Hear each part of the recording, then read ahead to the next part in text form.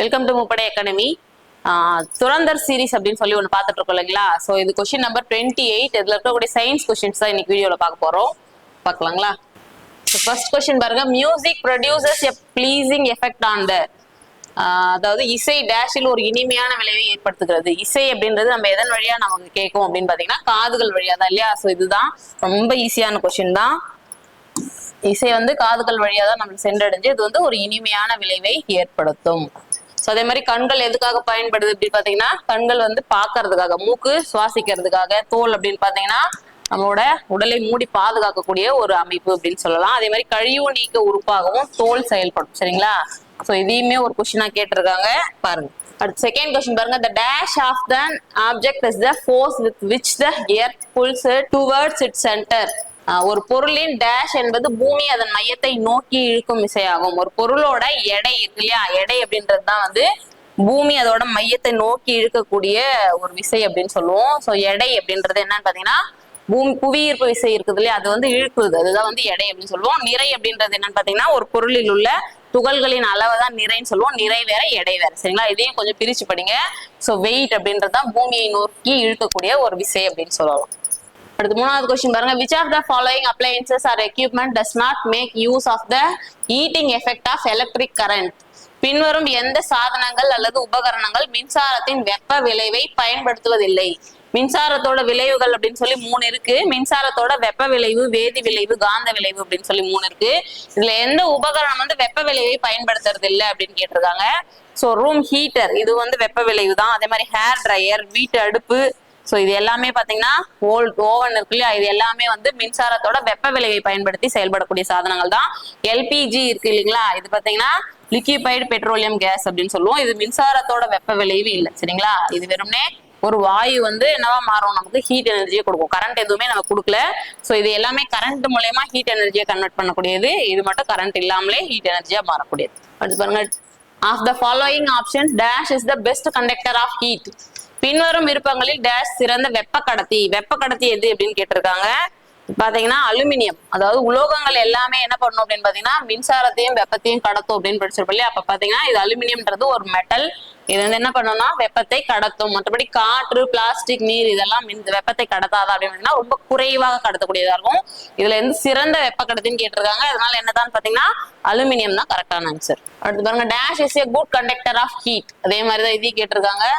So எது வந்து ஒரு சிறந்த வெப்ப கடத்தி? அதே மாதிரி கொஸ்டின் தான் ரிப்பீட் ஆயிருக்கு.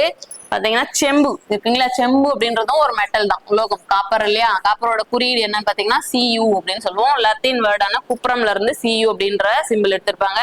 ஸோ இதுதான் வந்து ஒரு சிறந்த வெப்ப கடத்தி அப்படின்னு சொல்லலாம். அலுமினியம் அதே மாதிரி பார்த்தோம் இல்லையா? அலுமினியம், செம்பு இது எல்லாமே உலோகங்கள். As per the laws of dash the angle of incidence angle of reflection. ஒளி எதிரொலிப்பு விதிகளின்படி படுகோணம் மற்றும் டேஷ் கோணம் சமம். அதாவது ஒளி ஒரு தளத்துல பட்டு எதிரொலிக்குது இல்லையா? இது ஒரு தளம் அப்படி வச்சுக்கோங்க. ஒளி இந்த தளத்துல பட்டு இப்படி எதிரொலிச்சிச்சு அப்படின்னா ஏற்படக்கூடிய இந்த படு கோணமும் பிரதிபலிப்பு கோணம், அதாவது மீள் கோணம், விலகு கோணம் அப்படின்னு சொல்லுவோம். இங்க உருவாக்கக்கூடிய கோணமும் இந்த பட்டு எதிரொலிக்கிறதுனால உருவாக்கக்கூடிய கோணமும் சமமா இருக்கும். அதுதான் கேட்டிருக்காங்க. படுகோணம் மற்றும் எதிரொலிப்பு கோணம், இது பிரதிபலிப்பு அப்படின்னு சொல்லலாம். இங்கிலீஷ்ல ரிஃப்ளெக்ஷன் ஆங்கிள் அப்படின்னு சொல்லுவோம். இது பாருங்க. Magnesium plus oxygen it gives magnesium oxide. இந்த chemical equation given above, what is the color of magnesium oxide? Magnesium plus oxygen அப்படின்றது காத்துல அதாவது வினை புரிஞ்சு என்ன கலர்ல வந்து மாறும் அப்படின்ற மாதிரி கொஸ்டின் கேட்டிருக்காங்க. மெக்னீசியம் என்ன பண்ணுதுன்னா காட்டுல இருக்கக்கூடிய ஆக்சிஜன் கூட வினை புரிஞ்சு மெக்னீசியம் ஆக்சைடா மாறும். இது என்ன பண்ணுன்னா எரியும். சரியா? ஆக்சிஜன் வந்து எரிதலுக்கு துணை புரியக்கூடிய வாயு அப்படின்னு படிச்சிருப்போம் இல்லையா? ஸோ இது எரிஞ்சு என்ன பண்ணும், என்ன மாதிரி கலரை கொடுக்கும் அப்படின்னு பாத்தீங்கன்னா வெள்ளை நிறத்துல பிரகாசமா இருக்கக்கூடியதா இருக்கும். அதே மாதிரி எரிஞ்சு உருவாகக்கூடிய அந்த சாம்பல் சொல்றோம் இல்லையா? அதுவுமே என்ன நிறத்துல இருக்கும் அப்படின்னு பாத்தீங்கன்னா வெள்ளை நிறத்துல தான் உருவாகும். சரிங்களா? இதுதான் கேட்டிருக்காங்க. மேலே கொடுக்கப்பட்டுள்ள வேதியியல் சமன்பாட்டில் மெக்னீசியம் ஆக்சைடின் நிறம் என்ன? இந்த மெக்னீசியமும் ஆக்சிஜன் வினை புரிஞ்சு மெக்னீசியம் ஆக்சைடா கொடுக்குது.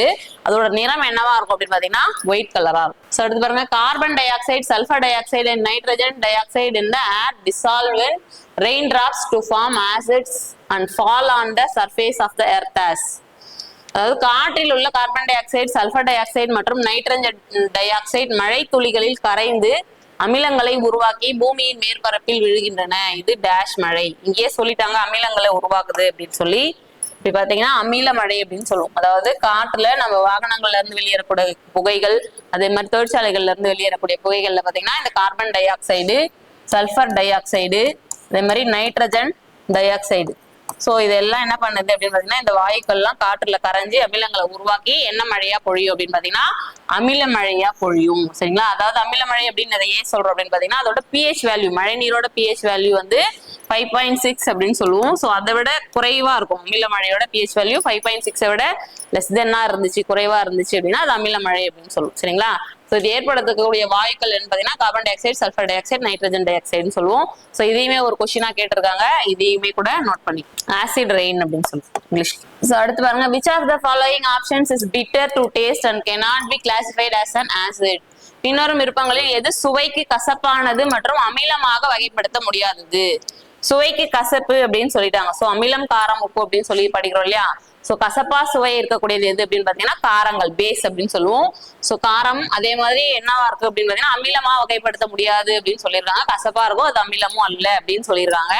சோ அப்படி பாத்தீங்கன்னா வினிகர் அப்படின்றது வந்து அசிட்டிக் அமிலம் சொல்லுவோம். எலுமிச்சை சாறுல இருக்கக்கூடியது சிட்ரிக் அமிலம், புளியில இருக்கக்கூடியது டார்டாரிக் அமிலம் அப்படின்னு சொல்லுவோம். இதுல எதுதான் பாத்தீங்கன்னா சமையல் சோடா அப்படின்னு சொல்லுவோம் இல்லையா? சோடியம் பைகார்பனேட் அப்படின்னு சொல்லுவாங்க. சோ இந்த சோடியம் பைகார்பனேட் தான் சமையல் சோடா. இதுதான் வந்து ஒரு காரம், பேஸ் அப்படின்னு சொல்லுவோம். சரிங்களா? சமையல் சோடா, ரொட்டி சோடா, பேக்கிங் சோடா எப்படி வேணாலும் சொல்லலாம். இதுதான் வந்து ஒரு காரம். இது எப்படி இருக்கும்னு பாத்தீங்கன்னா கசப்பா இருக்கும். அதே மாதிரி காரம் அப்படின்னாலே கசப்பு சுவையுடையதாகவும் இருக்கும், வழவழப்பாவும் இருக்கும். சரிங்களா? சோப்புகள்லாம் பாத்தீங்கன்னா காரங்களை வச்சுதான் தயாரிக்கிறாங்க. சோ அதை வச்சு நீங்க தெரிஞ்சுக்கலாம். அடுத்து பாருங்க, which are the following options contains tartaric acid? பின்வரும் விருப்பங்களில் எதில் டார்டாரிக் அமிலம் உள்ளது? டார்டாரிக் ஆசிட் எதுல இருக்குது அப்படின்னு பாத்தீங்கன்னா பழுக்காத மாம்பழம் இருக்கு இல்லையா? அதாவது மாங்காய் அப்படின்னு சொல்லுவோம். பழுக்காத மாம்பழம் அப்படின்றது அன்ரைப் மேங்கோஸ் அப்படின்னு சொல்லலாம். சோ இதுல வந்து டார்டாரிக் அமிலம் இருக்கும். அதே மாதிரி புளியில இருக்கும், திராட்சையிலையும் டார்டாரிக் ஆசிட் தான் இருக்கும். அதே மாதிரி என்ன ஆப்ஷன் வேற என்னன்னு பாத்தீங்கன்னா பழுக்காத மாம்பழம், மாங்காய் எப்படி சொல்றோம் இல்லையா? அதுல எல்லாம் வந்து டார்டாரிக் அமிலம் இருக்கும். இதே மாதிரி எறும்பு கொட்டுச்சுன்னா அதோட கொடுக்குல என்ன அமிலம் இருக்கும் அப்படின்னு பாத்தீங்கன்னா ஃபார்மிக் அமிலம் இருக்கும். கீரையில பாத்தீங்கன்னா மோஸ்ட் ஆஃப் கீரையில வந்து ஆக்சாலிக் ஆசிட் இருக்கும். தயிர்ல பாத்தீங்கன்னா லாக்டிக் அமிலம் இருக்கும். சரிங்களா? சோ இது எல்லாமே அமிலங்கள், எந்தெந்த அமிலங்கள் எதுல இருந்து கிடைக்குது அப்படின்றத நிறைய கொஸ்டின்ஸ் கேட்டிருக்காங்க. சோ இதெல்லாம் கொஞ்சம் படிச்சிருங்க. இதுல இருந்து எப்பவுமே ஒரு கொஸ்டின் கேட்டே இருக்காங்க. அதே மாதிரி அமிலம், காரம், உப்பு அப்படின்னு சொல்லக்கூடிய ஆசிட், பேஸ், சால்ட் அந்த லெசன்ல இருந்து எப்பவுமே கொஸ்டின் கேட்டுட்டே இருக்காங்க. அந்த லெசன் படிச்சிட்டீங்கன்னா கன்ஃபார்ம் ஒரு கொஸ்டின் வந்துடும். சோ அடுத்து பாருங்க, which of the following option does not experience growth? பின்னரும் விருப்பங்களில் எது வளர்ச்சி அடையாது அப்படின்னு கேட்டிருக்காங்க. எது வளர்ச்சி அடையாது அப்படின்னு பாத்தீங்கன்னா உயிரினங்கள்லாம் வளரும் இல்லையா? உயிரற்ற பொருட்கள் வளராது. சோ அப்படி பாத்தீங்கன்னா பென்சில் அப்படின்றது வந்து ஒரு நான் லிவிங் திங், உயிரற்ற பொருள் இல்லையா? இதுதான் வந்து வளர்ச்சி அடையாது. வரிகுதிரை, வாத்து, மீன் இதெல்லாம் பாத்தீங்கன்னா வளர்ச்சி அடையக்கூடியதுதான். உயிரினங்கள் கூட ஒரு பண்பு என்ன பாத்தீங்கன்னா வளர்ச்சி. அடுத்து பாருங்க, in animals ovaries produce female gametes called. விலங்குகளில் கருப்பைகள் பெண் கேமெட்டுகளை உருவாக்குகின்றன. அவ என்ன சொல்றோம் அப்படின்னு பாத்தீங்கன்னா போட்டஸ் அப்படின்றது என்ன பாத்தீங்கன்னா முதிர்கரு அப்படின்னு சொல்லணும். சரிங்களா? இங்க ஆப்ஷன் மாறி இருக்கு. போட்டஸ்னா முதிர்கரு, கரு முதிர்றது அப்படின்னு. அதாவது பெண்கள் பெண்ணோட கருப்பையில உருவாகுது இல்லையா? சோ அது எங்க இருந்து உருவாகும் இனப்பெருக்க செல்கள் அப்படின்னு பாத்தீங்கன்னா அண்டத்துல இருந்து. பெண் கிட்ட இருக்கக்கூடிய இனப்பெருக்க உறுப்பு என்னன்னு பாத்தீங்கன்னா அண்டம் அப்படின்னு சொல்லுவோம். அதுல இருந்து தான் வந்து பெண் கேமெட்கள் உருவாகும். சரிங்களா? அடுத்து பாருங்க, in animals the testes produce male gametes called. இப்ப பெண்ணோட இனப்பெருக்க உறுப்பை பத்தி ஒரு கொஸ்டின் வந்திருந்து. அதே மாதிரி ஆணோட இனப்பெருக்க உறுப்பு பத்தி கேட்டிருக்காங்க. விலங்குகளில் விந்தணுக்கள் டேஷ் எனப்படும் ஆண் இனப்பெருக்க செல்களை உருவாக்குகிறது. விந்தணுக்கள் தான். சரிங்களா? இங்க விந்து செல்கள் அப்படின்னு சொல்லலாம். கொஸ்டின்லயும் இருக்கு. சரிங்களா? ஆண்கள் வந்து விந்து செல்கள் அப்படின்னு சொல்லுவோம். விந்தணுக்கள்ல இருந்து உருவாக்கக்கூடிய இனப்பெருக்க செல்கள் என்னன்னு பாத்தீங்கன்னா விந்து செல்கள் அப்படின்னு சொல்லலாம். சோ ஆப்ஷன் பாத்தீங்கன்னா பி, ஸ்பெர்ம்ஸ். சோ இந்த லெசன்ல இருந்தும் இனப்பெருக்க மண்டலம் அப்படின்னு சொல்லக்கூடிய ஒரு லெசன்ல இருந்தும் எப்பவுமே ஒரு கொஸ்டின் கேட்டுட்டே இருக்காங்க. அதே மாதிரி தாவரங்களோட இனப்பெருக்க வகைகள் ஒரு கொஸ்டின் எப்பவுமே வந்துட்டே இருக்கு. சரிங்களா? அடுத்து பாருங்க, dash perform the function of sexual reproduction in plants. தாவரங்களில் பாலியல் இனப்பெருக்க செயல்பாட்டை டேஷ் செய்கிறது. பால் இனப்பெருக்கம் அப்படின்னா என்ன அப்படின்னு பாத்தீங்கன்னா ஆண் இனப்பெருக்க உறுப்பும் பெண் இனப்பெருக்க உறுப்பும் சேர்ந்து உருவாகக்கூடிய இனப்பெருக்க செயல்பாட்டுக்கு பேர் தான் பால் இனப்பெருக்கம் அப்படின்னு சொல்லுவோம். இதுல ஆண் இனப்பெருக்க பாகம் என்ன அப்படின்னு பாத்தீங்கன்னா மகரந்தம் சொல்லுவோம், ஸ்டேமன். பெண்ணோட இனப்பெருக்க உறுப்பு என்னன்னு பாத்தீங்கன்னா சூலகம் சொல்லுவோம், பிஸ்டல். சோ இது ரெண்டும் வந்து இணைஞ்சு ஒரு புதுசா ஒரு உயிரினத்தை உருவாக்கும். சோ இதுக்கு பேர் தான் பாலின பெருக்கம் அப்படின்னு சொல்லுவோம். இதுல எதுல இருக்கும் இந்த மகரந்தமும் சூலகமும் எதுல இருக்கும் அப்படின்னு பாத்தீங்கன்னா பூக்கள்ல தான் இருக்கும் இல்லையா? சோ அப்ப இனப்பெருக்க செயல்பாட்டை, பாலியல் இனப்பெருக்க செயல்பாட்டை எது மூலயமா நடைபெறுதுன்னு பாத்தீங்கன்னா பூக்கள் மூலயமா, ஃபிளவர்ஸ். அடுத்து பாருங்க, plants produce dash as the result of sexual reproduction. பாலியல் இனப்பெருக்கத்தின் விளைவாக தாவரங்கள் டேஷ் உற்பத்தி செய்கின்றன. இப்பதான் சொன்ன இல்லையா பாலியல் இனப்பெருக்கம்னா என்ன அப்படின்னு.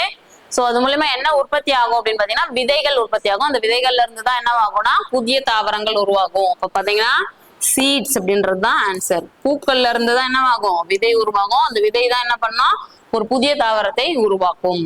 சோ இதோட இந்த 15 கொஸ்டின் முடிஞ்சது. இது கொஸ்டின் நம்பர் 28. சரிங்களா, பாக்குறவங்க ரெஃபர் பண்ணி கூட பாருங்க. சாம்பிள் பிடிஎஃப்ல கொஸ்டின் நம்பர் 27. ஸோ இது வந்து 27வது கொஸ்டின் பேப்பர். நீங்க ரெஃபர் பண்ணியும் பார்த்துக்கலாம். ஸோ வேற ஏதாச்சும் டவுட்ஸ் இருந்தால் கமெண்ட்ஸ்ல சொல்லுங்க. Okay, thank you.